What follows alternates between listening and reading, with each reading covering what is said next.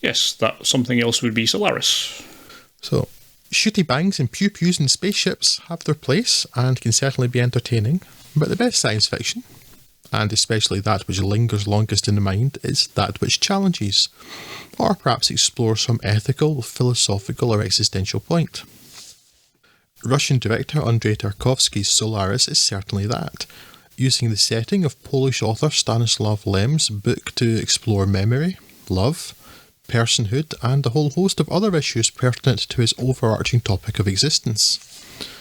Not that this sat well with Lem, though, who didn't much care for Tarkovsky's adaptation and whose own interest was in aliens and the improbability, if not impossibility, of alien beings being capable of understanding one another. Solaris begins with Donatas Banionis' Chris Kelvin, a psychologist, bidding farewell to his father and aunt before leaving Earth to travel to a space station orbiting the mysterious alien world Solaris. Before he goes, he views testimony from many years ago given by his father's friend Berton, Vladislav Dvorshetsky. I need to brush up my Russian pronunciations. To a hearing in which he claimed he saw a number of mysterious things on the ocean planet which the space station orbits, including a giant, slime-covered child. What is it with sci-fi and giant space babies?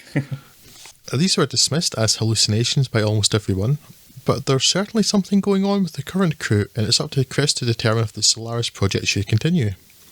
On reaching the station, Chris discovers that the crew is odd. Yes, let's go with odd. Or dead, because one of the three crew members is that too. There also seem to be unexpected people aboard. Though while Chris is mildly interested in a woman who's wandering about, he seems almost comically uninterested in the little person trying to escape from Dr. Sartorius Anatoly Solzhenitsyn's laboratory. Perhaps in Russia you don't have curiosity. Curiosity has you. That night, Chris receives a visit from one of what the other scientists have named guests. Neutrino-based life forms projected from the sentient ocean below, somehow connected to conscience and taking the form, in Chris's case, of his late wife Harry, Natalia Bondarchuk.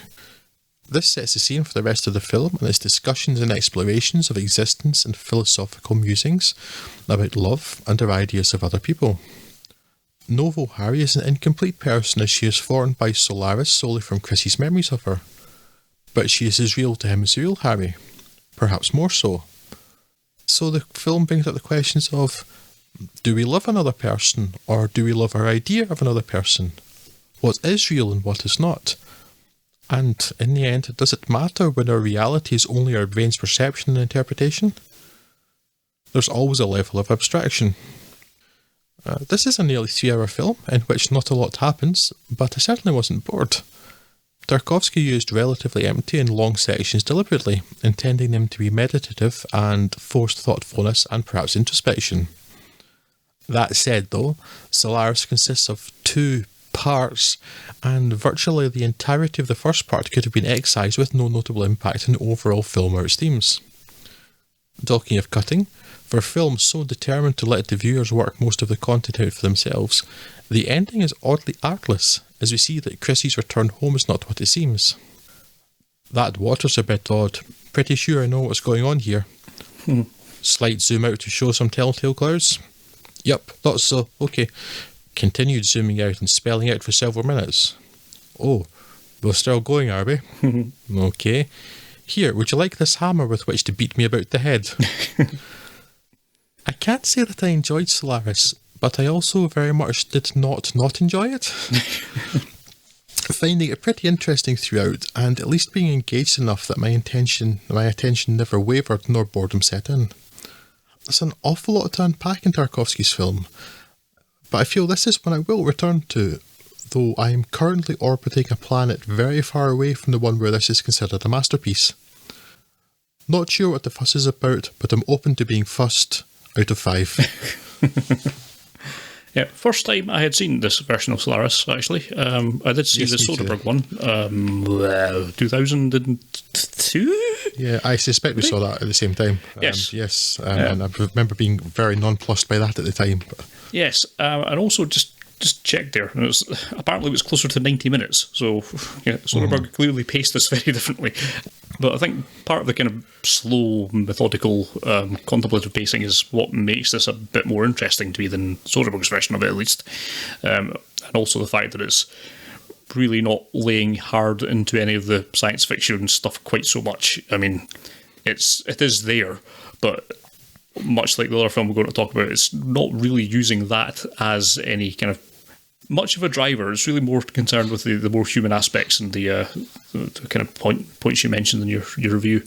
So I did enjoy this, but again, it's very hard to talk about, and I don't really have the tools, both philosophical and in most cases sort of mechanical, to talk about it. But I guess I liked it.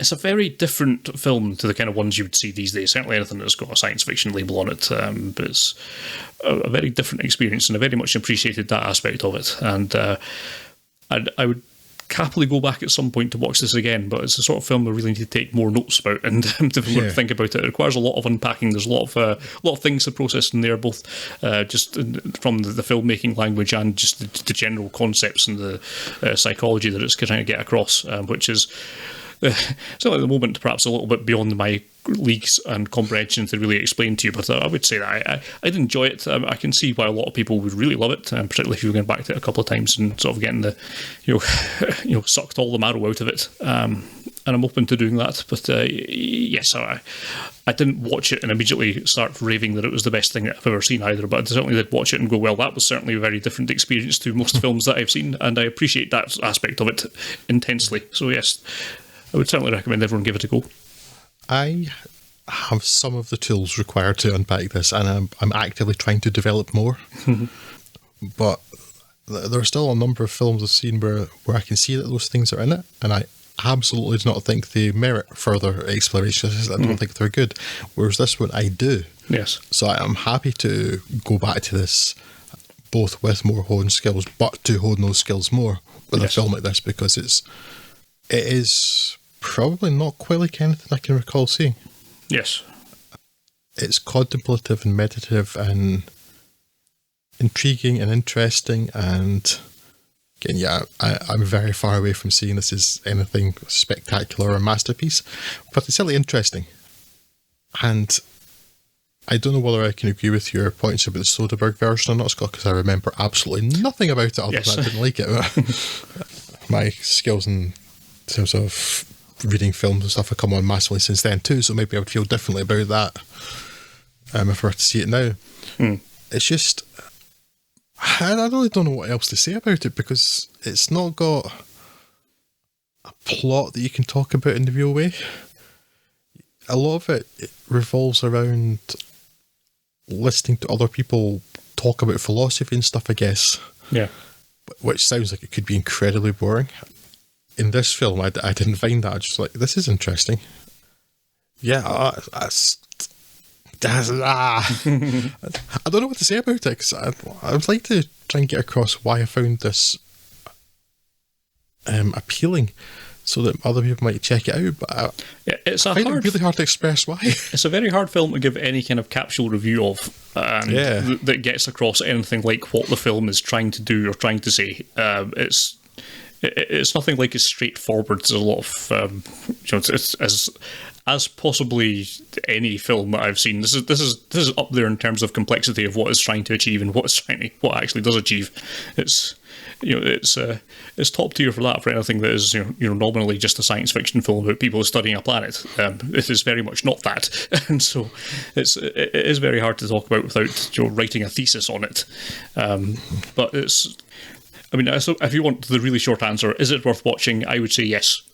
So there you go. That's as far as we'll be drawn on it. Yes. Really, for one of the films that really ought to be the most to talk about, it's really hard to talk about it. Certainly for anybody else who hasn't seen it. Yes. Which is kind of what we're trying to go for here, is to try and explain to other people why they should see it too. But yes, quite unique, very interesting. Odd, perhaps, in some ways. So not like most sci-fi.